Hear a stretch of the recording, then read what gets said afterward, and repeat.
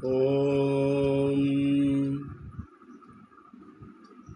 वसुदेवसुतं देवं कंसचाणूरमर्दनं देवकी परमानन्दं कृष्णं वन्दे जगद्गुरुं मूकं करोति वाचालं पुङ्गुं लङ्घयते गिरिं यत्कृपातमहं वन्दे परमानन्दमाधवम्।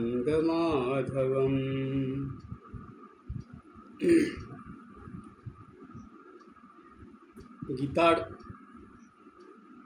যেই অধ্যায়টা আমাদের আলোচনা হচ্ছে সেটা হলো কর্মযোগ। কর্মযোগের 29 নম্বর শ্লোক পর্যন্ত আমাদের আলোচনা হয়েছে। আজ 30 নম্বর শ্লোক আলোচনা হবে। ভগবান অর্জুনকে 29 নম্বর শ্লোকে বলেছিলেন যে যারা প্রকৃতির গুণের দ্বারা বিমোহিত চিত্ত তারা দেহ ইন্দ্রিয়াদির কর্মে আসক্ত হন এবং আমি কর্ম করছি এবং এর ফল ভোগও আমি করব এইরূপ মনে করে কর্মে বিশেষভাবে আসক্ত হন। কিন্তু জ্ঞানীগণ এই মন্দবুদ্ধি ব্যক্তিদের কর্ম হতে বিচলিত করেন না, ফলে এবং তাদের কর্ম ত্যাগের উপদেশও দেন না, কারণ ওইরূপ উপদেশের ফলে কতগুলি নিষ্কর্মা লোকের সৃষ্টি হয় যারা সমাজকে বিব্রত করে। এইটা নিয়ে বিস্তর ব্যাখ্যা আমরা করেছি।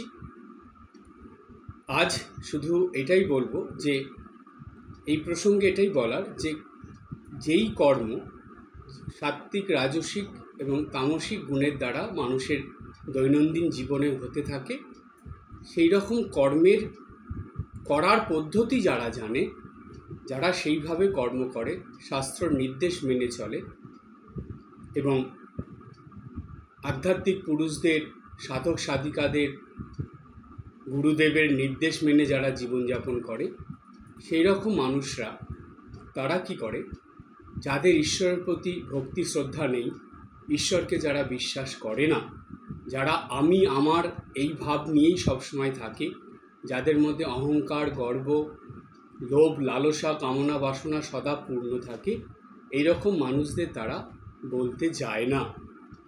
কেন? তারা যদি বলে সেটা তো তারা বুঝবেই না, বরঞ্চ উল্টো বুঝে এমন কিছু করে ফেলবে যার ফলে সমাজে একটা বিশৃঙ্খলা সৃষ্টি হবে, সংসারে, পরিবারে, সমাজে একটা এমন এক পরিস্থিতির সৃষ্টি হবে যে তার জন্য আরও 5-10 জন মানুষ অসুবিধার মধ্যে পড়বে। সেই জন্য তাদেরকে তারা নির্দিষ্টভাবে কিছু বা শুধু তার জন্যই কিছু তাকে বলতে যায় না। কেন? তার কারণ ভগবান বলছেন যে এই 3টে গুণের দ্বারাই তারা পরিচালিত হতে হতে শেষে কিন্তু তারা ঠিক বুঝতে পারবে যে তারা যেভাবে চলছে এটা তারা ভুল করছে, তারা ভুল পথে চলছে। অনেক বয়স্ক মানুষদেরই বয়সকালে জীবনের শেষ দিকে এসে মনে হয় যে আমরা জীবনে যা যা করে এসেছি সেগুলো ঠিক ছিল না, অনেক সুযোগ পেয়েও আমরা সেগুলোকে ঠিকভাবে কাজে লাগাইনি। যদি আজকে সেই সময়টা, সেই সুযোগগুলো কাজে লাগাতাম, আমাদেরকে গুরুজনরা বা গুরুদেব কিংবা সাধু সন্ন্যাসীরা যেগুলো বলেছিল সেগুলো যদি আমরা শুনতাম, তাহলে আজকে এই পরিস্থিতি আমার জীবনে হতো না, তাহলে আজকে আমি এই রকম অবস্থায় পড়তাম না। সুতরাং তারা একটা সময়ে এগুলো বোঝে না, এই কথাগুলো নিতে চায় না, তাদের ভালোর জন্য বলা হচ্ছে সেগুলো তারা নেয় না। দেখবেন যখন ছেলে মেয়েদের মধ্যে ইয়ং বয়সটা থাকে, যখন তাদের বন্ধু বান্ধবীদের প্রতি তাদের আসক্তি বেশি থাকে, তাদের মনোভাব যখন বাড়ির থেকে বাইরে বেশি থাকে, তখন দেখবেন তারা বাবা মা, গুরুজনরা তাদের খারাপ দেখে ভালোর জন্য কিছু বললে কখনো সেটা তারা নিতে চায় না। তারা ভাবে যে না, বাবা মা যেটা বলছে সেটা ঠিক নয়, তারা যেটা করছে সেটাই ঠিক। তো এই রকম মনোভাব কিন্তু প্রত্যেকটা মানুষের জীবনেই আসে। তো সেইখানেই বলা হচ্ছে যে এই রকম মনোভাব সম্পন্ন হলে তাদেরকে কিন্তু কিছু বলা থেকে না বলাই ভালো। আবার না বললেও হয় না, বলতে হবে। কিন্তু দেখবেন, দেখা যায় বেশ কিছু বছর পরে সেই ছেলে মেয়েগুলো যখন বুঝতে পারে যে না, বাবা মা আমাদের ভালোর জন্য বলছে, গুরুজনরা আমাদের ভালোর জন্য বলেছে, শিক্ষক শিক্ষিকারা, এমনকি হয়তো কোনো মহারাজ তাকে কিছু বলেছে, সে তখন ভাবে যে না, এটা তো আমার ভালোর জন্য, উপকারের জন্যই বলেছে। আমি যদি এই কথাটা পালন করে চলি তাহলে নিশ্চয়ই আমার জীবনে উপকার হবে, নিশ্চয়ই আমার ভালো হবে। তো সেই কারণেই তখন তারা যেটা, এই কথাটা যত তাড়াতাড়ি যেই ছেলে মেয়ে বোঝে, তার জীবনে তত তাড়াতাড়ি শুভ পরিবর্তন হয়, তার জীবন তত ভালোর দিকে যায় এবং তত উন্নতি হয় এবং একটা আদর্শ জীবনে পরিণত হয়। কিন্তু যারা সেটা করে না, তাদের জীবন ধীরে ধীরে নষ্ট হয়ে যায়, খারাপের দিকে চলে যায়, একটা অমূল্য জীবন নষ্ট হয়ে যায়। তো প্রত্যেকটা মানুষের কিন্তু বিচার ক্ষেত্রে এটা অবশ্যই চিন্তা করা দরকার। এই বিচারটা তার বিবেকে, তার বোধে এটা অবশ্যই আসা দরকার যে তাকে কতগুলো জিনিস অবশ্যই মেনে চলতে হবে। সেটা হলো তার ছেলে মেয়েদের জন্য শিক্ষক শিক্ষিকা, বাবা মা, গুরুজনদের কথা, একটু বয়স হয়ে গেলে তখন সাধু সন্ন্যাসী বা গুরুদেবের কথা, এবং সেই সঙ্গে শাস্ত্রবাক্য। যারা ভক্তি মার্গের মানুষ, যারা ভক্ত, তারা শাস্ত্রবাক্য, যেমন উপনিষদ, গীতাতে যেগুলো বলছে, সেই সব কথাগুলো তারা মেনে চলবে। এইভাবে মেনে চললে কি হবে, অবতার পুরুষদের কথা, মহাপুরুষদের কথা, সাধক সাধিকাদের কথা, সাধু সন্ন্যাসীদের কথা, গুরুদেবের কথা, এগুলো মেনে চললে কি হয় জানেন, এই মানুষগুলো এরা শুধু অপরের ভালোর জন্য, মঙ্গলের জন্য, কল্যাণের জন্যই দিন রাত চেষ্টা করে যায়। তাদের প্রত্যেকটা কথা অপরের ভালোর জন্য, মঙ্গলের জন্য, কল্যাণের জন্য।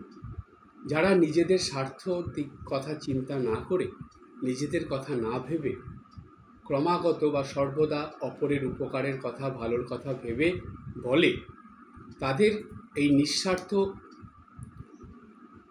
ত্যাগের ভাব নিয়ে যারা বলে, এইসব শুদ্ধ পবিত্র মানুষদের, এইসব মুক্ত পুরুষদের, ত্যাগী পুরুষদের কথা যদি না শোনা হয়, তার ফল কিন্তু কখনোই ভালো হয় না। তাই অবশ্যই এদের কথা মেনে চলতে হবেই হবে, যতটা সম্ভব। এমন নয় যে সব যে যেটা বলবে সেই কথায় আমাকে মেনে চলতে হবে, এবার মেনে চলতে গিয়ে দেখা গেল সে বিপদে পড়ে গেল, এর কথা রাখবে না, তার কথা রাখবে। তখন কি করতে হয়, তখন সবার প্রথমে গুরুবাক্য পালন করার নির্দেশ আছে আমাদের শাস্ত্রে, যে গুরুবাক্য তুমি সবার প্রথমে পালন করো। গুরুবাক্য পালন করার পরে তোমার যদি মনে হয়, তখন তুমি অবতার পুরুষ, যেমন ঠাকুর, মা, স্বামীজি, তাদের কথা, কিংবা সেই গুরুস্থানীয় কোনো সাধু সন্ন্যাসীদের কথা, বা এইসব মহাপুরুষদের কথা, এগুলো যদি তুমি তোমার নিত্যদিনের জীবনে যতটা সম্ভব পালন করতে পারো, তাহলে উপকার হবেই হবে। এই বিষয়ে একদম নিঃসন্দেহ থাকতে হবে, সম্পূর্ণ বিশ্বাস রেখে তাদের কথাগুলো পালন করতে হবে। সেজন্যই বলা হয়, বিশ্বাসে মিলায় বস্তু, তর্কে বহু দূর। যে যত বেশি এই কথাগুলোর উপর বিশ্বাস রেখে নিত্যদিন জীবনযাপন করবে, সে তত বেশি উপকার পাবে, তত তার ভালো হবে, মঙ্গল হবে। এই কথাটাই ভগবান বুঝিয়ে দিচ্ছে যে বলতে হবে, কিন্তু তাদেরকে জোর দেওয়া যাবে না, না তোমাকে করতেই হবে, না করলে হবে না, এইরকম বলা যাবে না। তারা যদি তাদেরকে জোর করে করালে সেটা হিতে বিপরীত হয়ে যাবে। তাই তারা যখন নিজের থেকে বুঝে করবে, তখন তারা ঠিক ভালোর দিকেই যাবে এবং তাদের জীবনে উন্নতি হবে, মঙ্গল হবে। আর ওই তিনটে গুণের দ্বারাই তার এই ভালোর দিকে, আবার তিনটে গুণের দ্বারাই তাকে মন্দের দিকে চালিত করবে, এটা তাকে বুঝতে হবে। এই কথাই ভগবান বলে এইবার বলছেন, ভগবান অর্জুনকে বলছেন যে ময়ি সর্বাণি কর্মাণি সংন্যস্য অধ্যাত্ম চেতসা নিরাশী নির্মম ভূত্বা যুদ্ধস্য বিগত জরাহ। কি বললেন ভগবান? ভগবান বললেন অর্জুনের দ্বারা সমগ্র মানব জাতির উদ্দেশ্যে ভগবান বললেন ময়ি সর্বাণি কর্মাণি সংন্যস্য অধ্যাত্ম চেতসা। অর্থাৎ ঈশ্বর কর্তা, তারই যন্ত্র হয়ে আমি তারই কাজ করছি, এইরূপ বিচার করে সমস্ত কর্ম অর্থাৎ কর্মফল আমাতে অর্পণ করতে হবে। তারপরে বললেন নিরাশী নির্মম ভূত্বা যুদ্ধস্য বিগত জরাহ। বললেন এই অর্পণ করার পর সম্পূর্ণ কামনা ও মমতা শূন্য এবং শোক ও মোহ বর্জিত হয়ে তুমি যুদ্ধ করবে, অর্থাৎ তোমাকে কর্ম করতে হবে। খুব সুন্দর কথা ভগবান বললেন, এটা সহজভাবে আমরা বুঝলাম। আর একবার এটা জেনে নেব, তারপরে গভীর ব্যাখ্যার মধ্যে যাব। ভগবান বলে দিলেন যে ঈশ্বর কর্তা অর্থাৎ ভগবানই কর্তা, তাঁরই হাতের যন্ত্র হয়ে আমি তারই কাজ করছি, অর্থাৎ ভগবানেরই কাজ করছি। এই রকম বিচার করে সমস্ত কর্ম এবং সেই কর্মের ফল ঈশ্বরের কাছে অর্পণ করতে হবে। আমাতে মানে পরমেশ্বরে বা ঈশ্বরের কাছে অর্পণ করতে হবে। আর এই অর্পণের সঙ্গে সঙ্গে মনোভাবটা কেমন রাখতে হবে? বলছে কামনা বাসনা শূন্য থাকতে হবে, মমতা শূন্য থাকতে হবে এবং শোক এবং মোহ বর্জিত হয়ে কর্ম করতে হবে। অনেক গুরুত্বপূর্ণ এবং গভীর কথা ভগবান এখানে বলে দিয়েছেন। আমরা সেই ব্যাখ্যার মধ্যে যাব। তো দুটো লাইন এই শ্লোকের মধ্যে আছে। তো প্রথম লাইনটার অর্থ আগে বুঝে নেব, তারপরে দ্বিতীয় লাইনে যাব। প্রথম লাইনে ভগবান বললেন যে ময়ি সর্বাণি কর্মাণি সংন্যস্য অধ্যাত্ম চেতসা।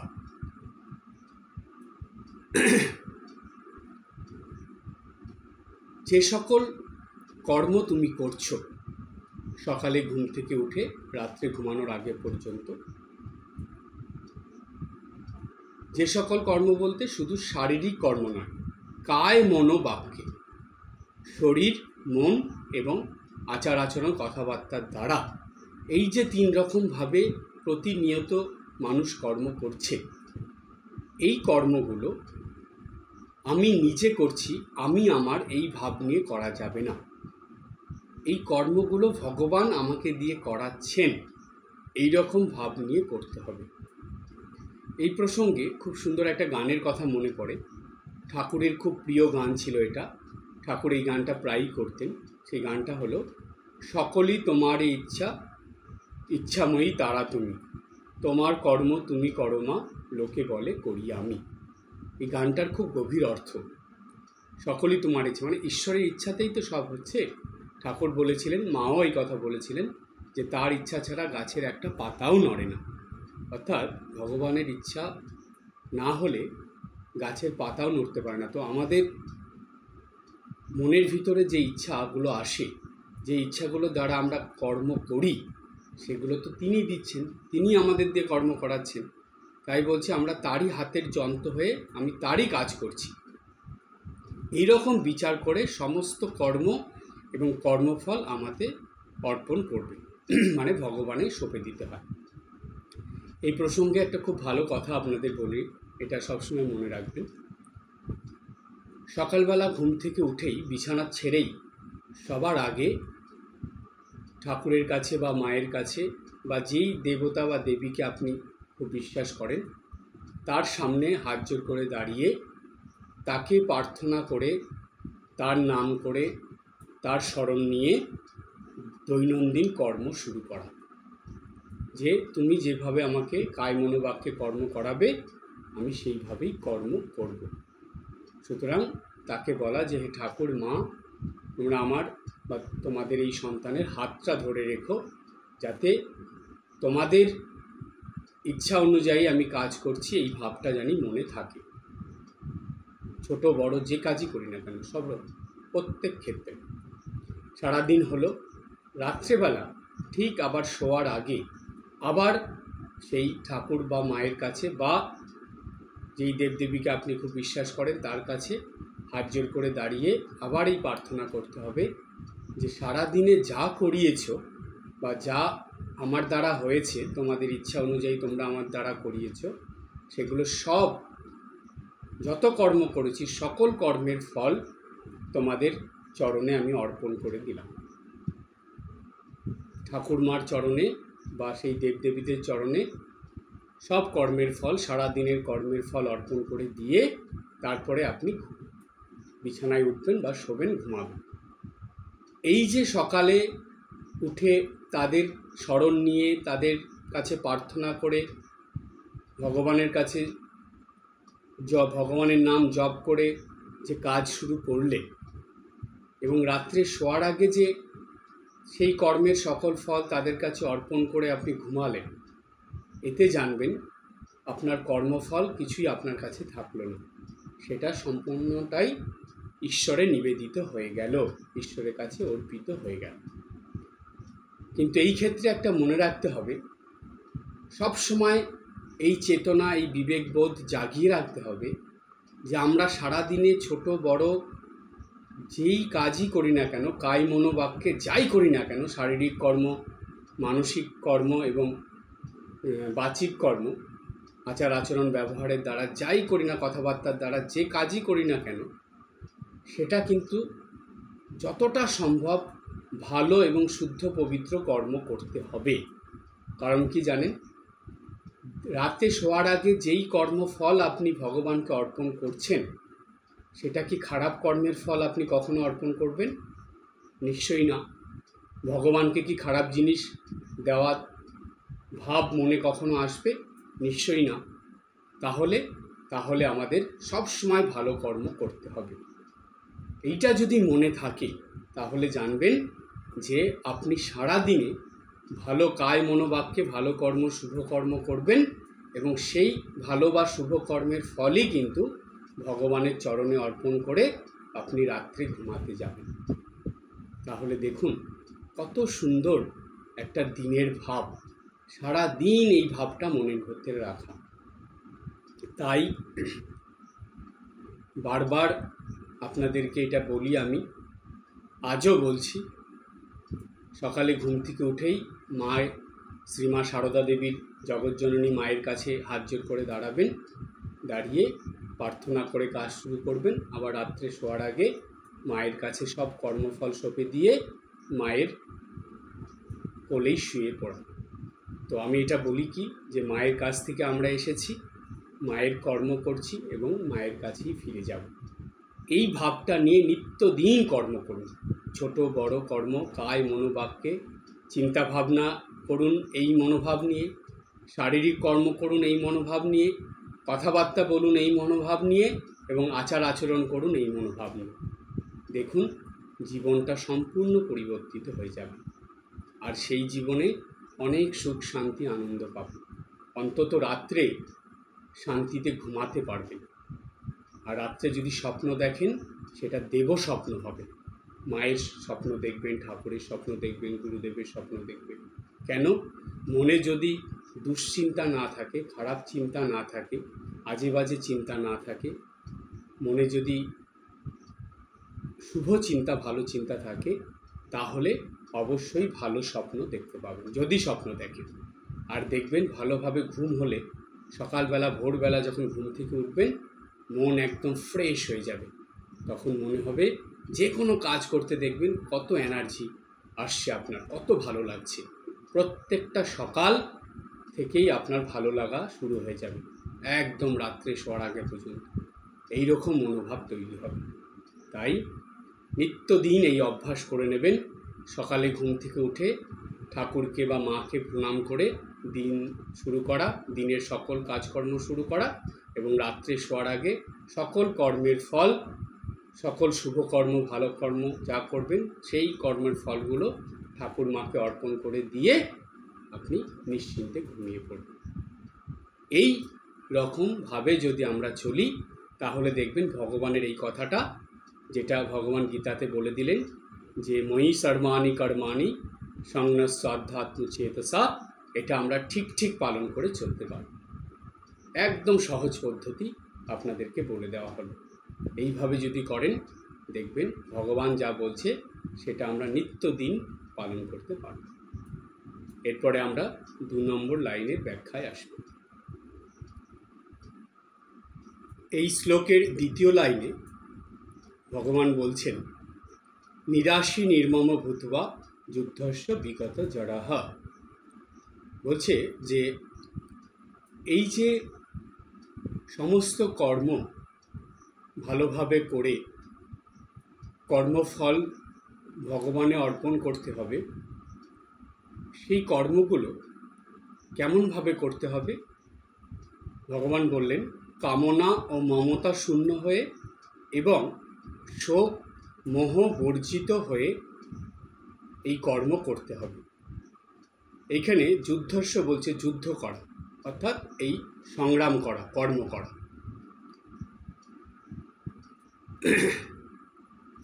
মানুষ সকাল থেকে রাত পর্যন্ত নিত্যদিন যে সকল কর্ম করে, সেই সকল কর্মগুলো কিছু দোষ যুক্ত হয়ে থাকে। সেই কর্মের ফলের মধ্যে কিছু দোষ যুক্ত হয়ে যায়। কিভাবে সেই দোষগুলো যুক্ত হয়? বলছে, কর্মের প্রতি যদি খুব কামনা থাকে, অর্থাৎ কর্মফলের প্রতি যদি তার কামনা থাকে, আমি এইটা করছি, এর ফলে এইটা আমার চাই, আমি এই কর্মটা করে দেবো, তার জন্য এইটা আমার দরকার। মানে খারাপ কর্ম করেও ভালো ফলের আশা করা, কোনো রকমের কর্ম করে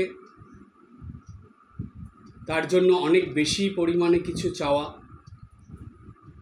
অর্থাৎ কামনা বাসনা যুক্ত হয়ে কর্ম করা, এটা হলো কর্মের মধ্যে দোষ সৃষ্টি করে। তখন সেই কর্মফল ভালো হয় না। তাই সেই রকম কর্মফল কিন্তু ভগবানের কাছে অর্পণ করা যাবে না। তাহলে বলছে, আর একটা বললো, এটা খুব গুরুত্বপূর্ণ কথা। ভগবান বললেন, মমতা শূন্য হয়ে কর্ম করতে। প্রশ্ন আসবে যে মমতা শূন্য হয়ে কি করে কর্ম করবো আমরা? কর্মের প্রতি যদি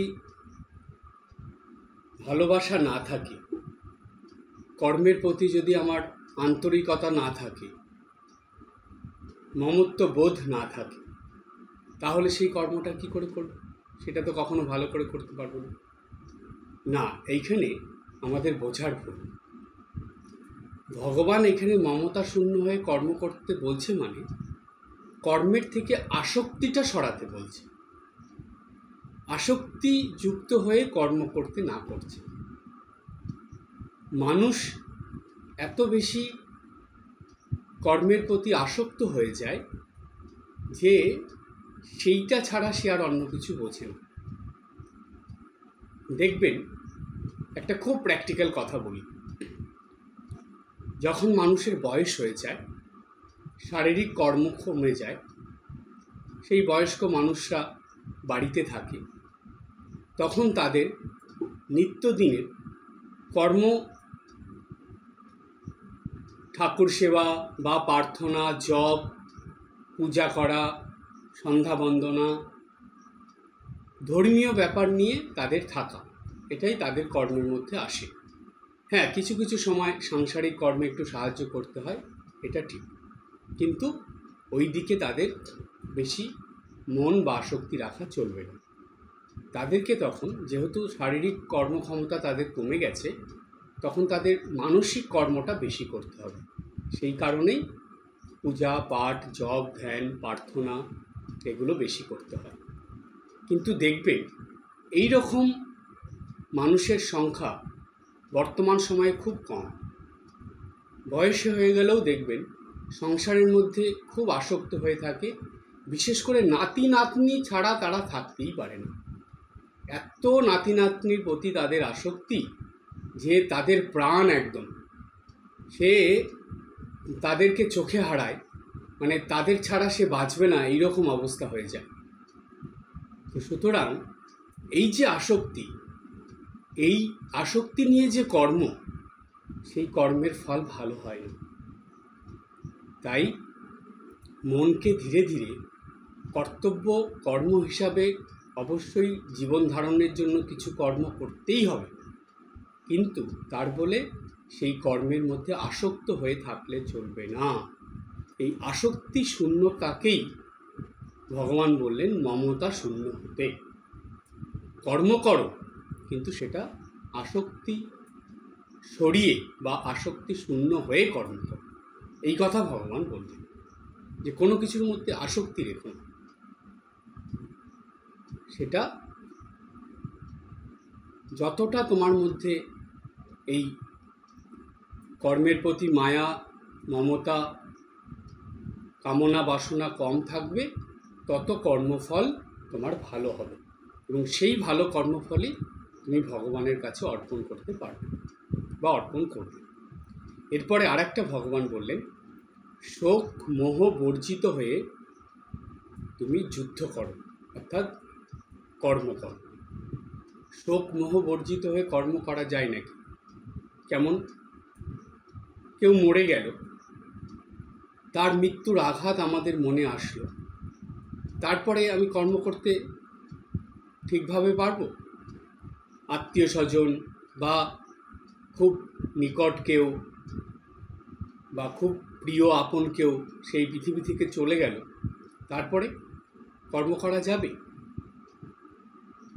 অবশ্যই যাবে। যদি না যেত তাহলে ভগবান এই কথা বলতেন।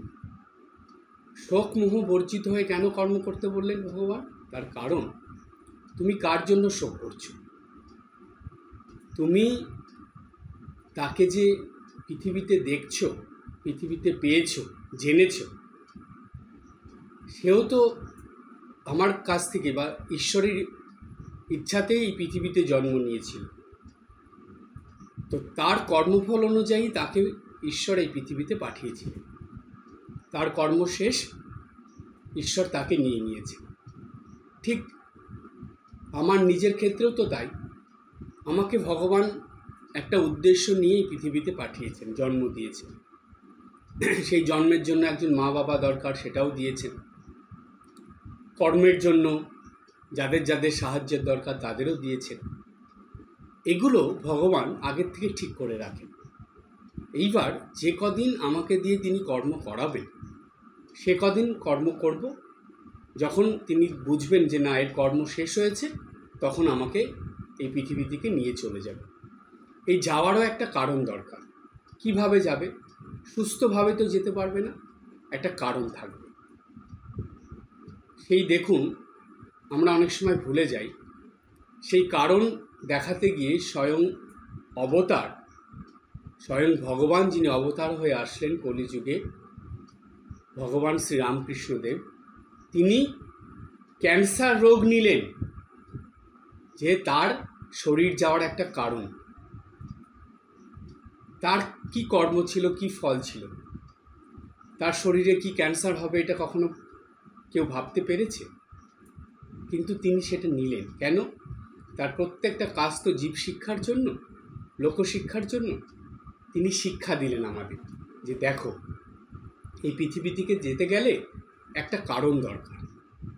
এই কারণে এই শরীরটা এই মর্তধাম ছেড়ে, এই পৃথিবী লোক ছেড়ে চলে যাবে, আবার নতুন একটা শরীর নিয়ে আসবে।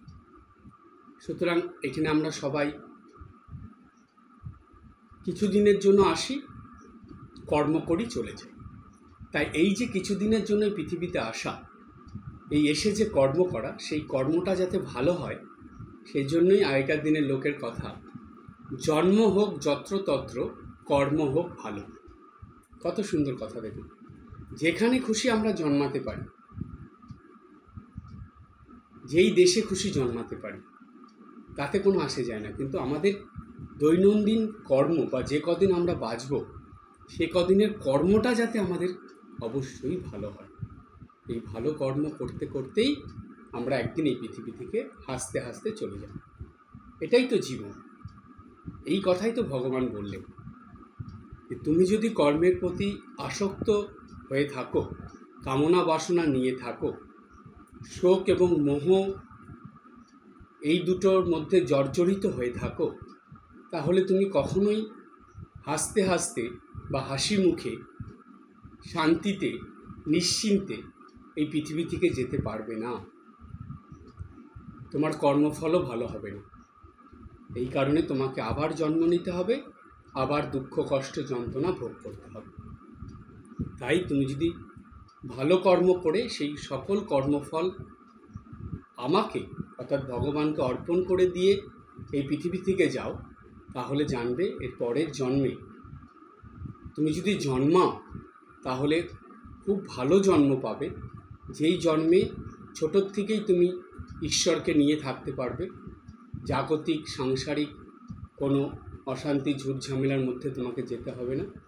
তুমি ঈশ্বরকে নিয়ে সারা জীবন সাধন ভজন করে কাটাতে পারবে, আর তা না হলে চিরদিনের মতন আমার কাছে স্থান পাবে, অর্থাৎ এই জন্ম মৃত্যুর হাত থেকে তুমি মুক্ত হয়ে যাবে। ভগবান কত সুন্দর কথা, কত গভীর কথা এই 30 নম্বর শ্লোকের মধ্যে দিয়ে সমগ্র মানব জাতির কাছে তুলে ধরলেন এবং মানব জাতিকে বুঝিয়ে দিলেন। এর দ্বারা একটা খুব সুন্দর শিক্ষাও ভগবান দিয়েছেন। সেই শিক্ষাটা কি? ভগবান এই 30 নম্বর শ্লোকের মধ্যে দিয়ে আমাদের কি শিক্ষা দিলেন? ভগবান একটি খুব বড় শিক্ষা দিলেন। ভগবানের কথার দ্বারা এই শিক্ষায় পাওয়া যায় যে একজন প্রকৃত কর্মযোগী সে কেমন হবে, সে কিভাবে চলবে, কিভাবে কর্ম করবে, কর্ম করার সময় তার মনোভাব কেমন থাকবে এবং দৈনন্দিন কর্তব্য কর্ম সে কিভাবে সম্পাদন করবে, সকল কিছুই ভগবান এই শ্লোকটার মধ্যে তিনি জানিয়ে দিলেন, বলে দিলেন। এই প্রকৃত কর্মযোগীর লক্ষণ হিসাবে বলা হয় যে প্রকৃত কর্মযোগী কি করবে, বলছে সে নিষ্কামভাবে নিত্য নৈমিত্তিক ও লৌকিক কর্ম এবং পূজা অর্চনা, সেবা বন্দনা, দান ধ্যান, সাধন ভজন সর্ববিধ কর্ম সে নিত্যদিন করে যাবে। এইভাবে যে কর্ম করবে সেই হলো প্রকৃত কর্মযোগী। তাই এই কর্মযোগের অধ্যায়ে ভগবান 30 নম্বর শ্লোকের দ্বারা প্রকৃত কর্মযোগীর কথা বললেন, যেটা সহজভাবেই ভগবান বললেন এবং আরও সহজভাবে আমরা ব্যাখ্যার মধ্যে তুলে ধরলাম যে কিভাবে দৈনন্দিন জীবনে সকাল থেকে রাত পর্যন্ত সকল মানুষেরাই বা বিশেষ করে সকল ভক্ত মানুষেরাই এটা পালন করে চলতে পারে, সেই পদ্ধতি এখানে বলে দেওয়া হলো। আর এইভাবে যদি কেউ দৈনন্দিন সকাল থেকে রাত পর্যন্ত সকল কর্ম করতে পারে এবং সকল কর্মের ফল ভগবানের কাছে অর্পণ করে দিতে পারে, তবেই সে একজন প্রকৃত কর্মযোগী হয়ে উঠবে। এই শিক্ষাই ভগবান আমাদেরকে দিলেন। আজ এই পর্যন্ত। সবাই ভালো থাকবেন, হাসি খুশি আনন্দে থাকবেন। ওম শান্তি শান্তি শান্তি। হরি ওম তৎসৎ। শ্রীরামকৃষ্ণার্পণমস্তু।